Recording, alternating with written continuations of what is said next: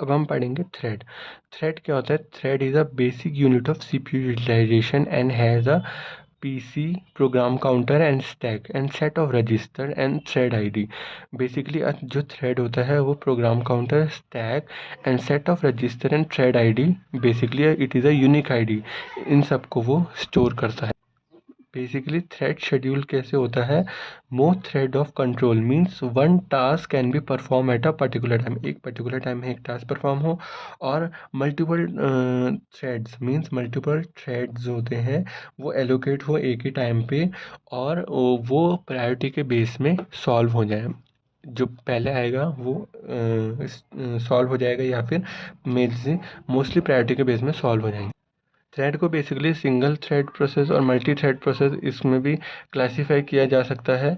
जैसे single thread में क्या होता है कि इसमें जो थ्रेड होता है entire process from beginning to end without interruption, means एक प्रोसेस आया तो वो पूरा एग्जीक्यूट होगा, इन बिटवीन उसको कोई इंटरप्शन हैंडल नहीं होगा।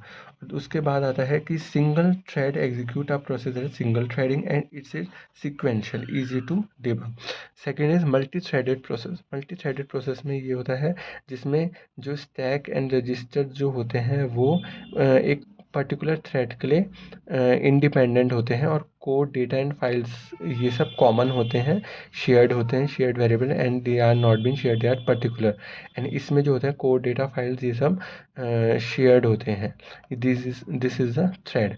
एंड इसमें क्या होता है? Refer to allowing multiple thread within a process such as execute independently. इसमें इंडिपेंडेंटली वो एग्जीक्यूट होते हैं क्योंकि वहाँ पे रिसोर्सेज इंडिपेंडेंटली दिए जाते हैं।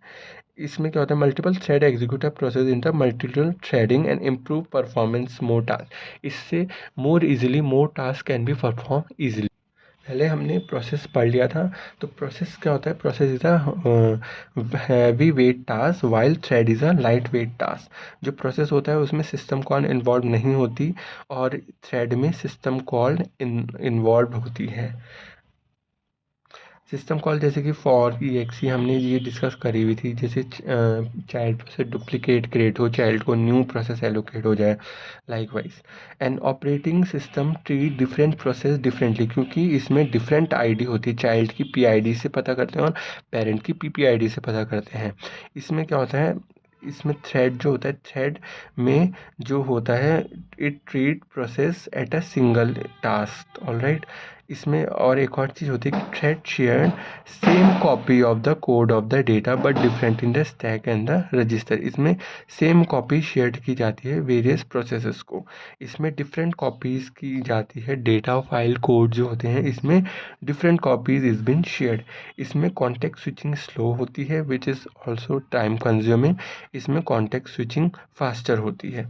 Blocking a process will not block another process. इसमें वेरियस जो अगर एक प्रोसेस ब्लॉक हो जाए तो दूसरे प्रोसेस में इतना कोई इफेक्ट नहीं पड़ेगा। इसमें क्या होगा? अगर एक प्रोसेस ब्लॉक हुआ, entire thread will be blocked as it is independent and it is interdependent, alright.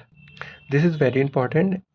These two are the types of thread: user level thread and kernel level thread. User level thread are managed by the user only, user library only, and kernel level thread are managed by the operating system. User level thread are typically fast and kernel thread are typically slow.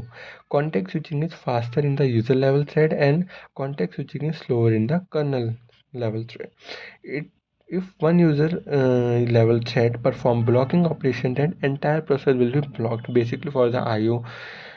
And if one kernel level thread blocked, it will not affect to the another process.